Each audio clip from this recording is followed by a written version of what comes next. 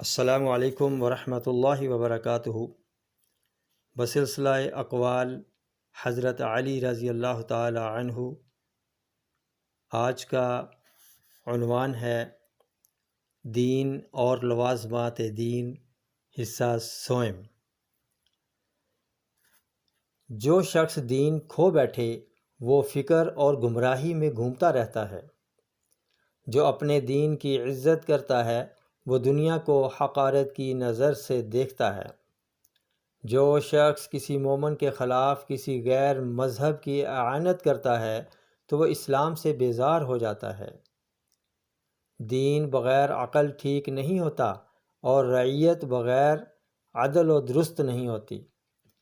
دین کی درستی دنیا کے نقصان کرنے سے حاصل ہوتی ہے۔ جو شخص شریعت کی سیدھی راہ پر قائم رہتا ہے وہ ضرور سلامت رہتا ہے۔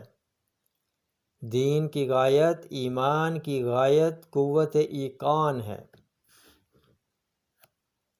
اسلام کا ظاہر روشن اور اس کا باطن نہایت خوش کن ہے۔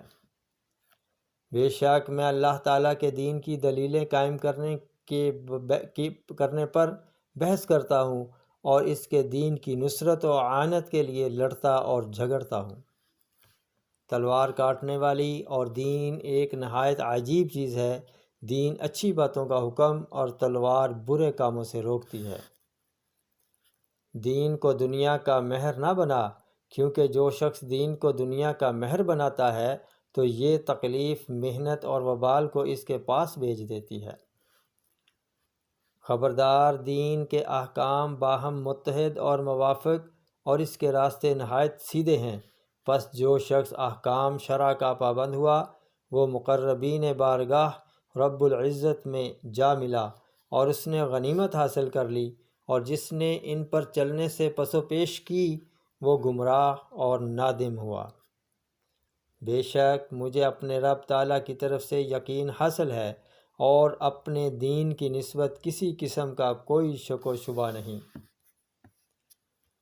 دین کی غایت رضا بقضا، دنیا کی غایت زوال و فنا اور آخرت کی غایت دوام اور بقا ہے۔ جو شخص دین کے معاملات میں سستی کرتا ہے وہ ذلت اٹھاتا ہے۔ جو شخص دین کو اچھی طرح سمجھتا ہے اور نظر غور سے اسے دیکھتا ہے تو قیامت کے دن وہ بہت بڑا مرتبہ پائے گا۔ جس شخص کا دین ٹھیک نہ ہو اس کی حالت کیوں کر ٹھیک درست ہو سکتی ہے۔ جو اللہ تعالیٰ کے دین کی رسی کو مضبوط پکڑ لیتا ہے اللہ تعالیٰ اس کو سب آفتوں سے نجات بخشتا ہے۔ دین تمام مطلوب چیزوں پر بزرگی رکھتا ہے۔ دین کی حفاظت کرنے والے وہی لوگ ہیں جنہوں نے دین کو قائم کیا، اس کی نصرت و اعانت میں حصہ لیا، اس کو سب طرفوں سے محفوظ رکھا اور حفاظت کے ساتھ اللہ تعالیٰ کے بندوں کو سکھایا اور اس کی پوری طرح نگہبانی کی۔ ویڈیو پسند آئے تو لائک شیئر ضرور کیجیے۔ السلام علیکم ورحمۃ اللہ وبرکاتہ۔